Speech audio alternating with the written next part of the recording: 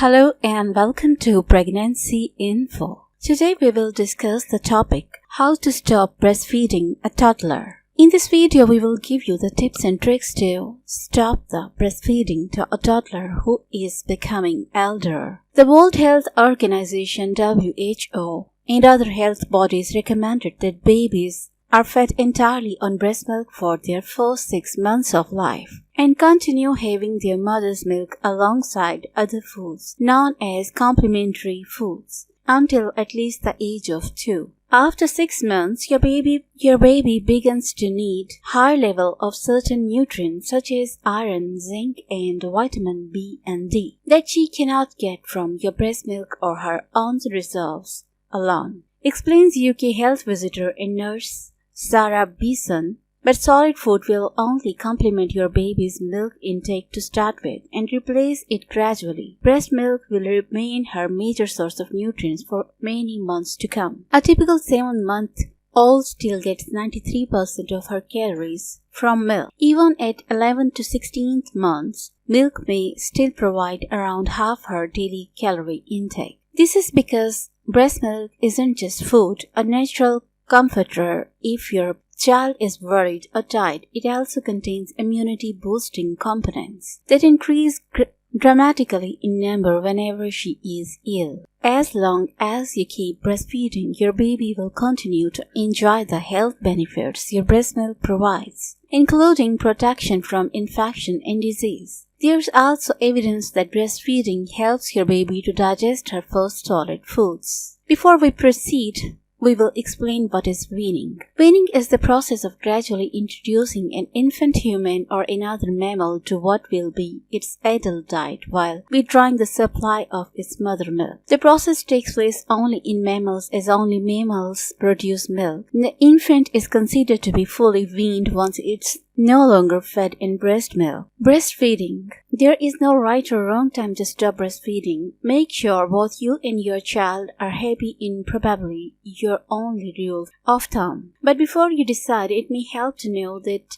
how long breast milk can continue to benefit your baby or toddler. It's best to give your baby nothing but breast milk for the first 6 months of her life. After that, you can start to give her solid foods alongside her usual breastfeeds. Your baby will still need breast milk as her main source for nutrition and calories in her first year. How to stop breastfeeding? Whenever you decide to start weaning your child off breast milk, it's best to do it gradually. Stopping breast milk suddenly could put you at risk of engorgement, blocked ducts, or mastitis, as well as being an abrupt change of your baby's digestive and immune system to cope with. It may also be difficult for you both emotionally. So here are some tips that you can follow just to stop the breastfeeding to your toddler. Comfort her in other ways. Gradually replace breastfeeding with other ways to soothe and comfort your little one. Give lots of cuddles or get dad involved to spend some special time with her. You could also try looking at a book together, singing to her, or playing a game instead. A nighttime or rubbing or gently patting her back or rocking her while you're trying to do so. Postponing feeds. Putting off feeds can work well if you have an older child who can cope with waiting. When your toddler asks to breastfeed, tell her you will feed her later and distract her with an activity. Instead of breastfeeding her in the early evening, you could ask her to wait until bedtime. Pick your moment. Major life events can make weaning more difficult. Has your child been ill? Often babies who aren't feeling well will want to breastfeed more often and in preference to other food or drink. In fact, breastfeeding may be in a poorly child's best interest. Take away one feeding at a time. This is the best tip you can follow. Eliminate the easiest feeding first. For example, in the daytime, you can engage him with other objects. So, first skip the daytime feeding. Offer a meal instead of nursing. All kinds should eat every 2.5 to 3 hours. Count from the start of one meal to the start of the next. Give a cup of each meal and place either breast milk or cow's milk in the cup. I prefer a straw cup. The first time you give cow's milk, mix it with a 25 to 50% blend of breast milk. This will help them adjust digestively and to the taste. After a day or two of successful consumption, you can continue to add less and less breast milk until it is straight cow's milk or toddler formula if you choose. Prior to weaning, give your baby water at each meal, which will help them get used to having a drink. Have water available throughout the day in a cup that they have access to once you start serving milk with their meals. Some babies will want to have both at a meal, which is fine for a short transition. Try and try again. Every day at every meal, put the milk in the cup and don't pressure them. Offer it and even demonstrate, but don't force. You can experiment with serving cold and warm if you like. If your toddler spits it out, that's okay. It's all part of the process. Try pumped milk. If you are willing and able, pump and offer that milk in the cup. It will seem foreign and some will likely be wasted, but some babies do better with the familiar taste. Focus on 2 to 3 different types of cup cycle through a different kinds of cups, maybe some with bright color or a silly character on it, period.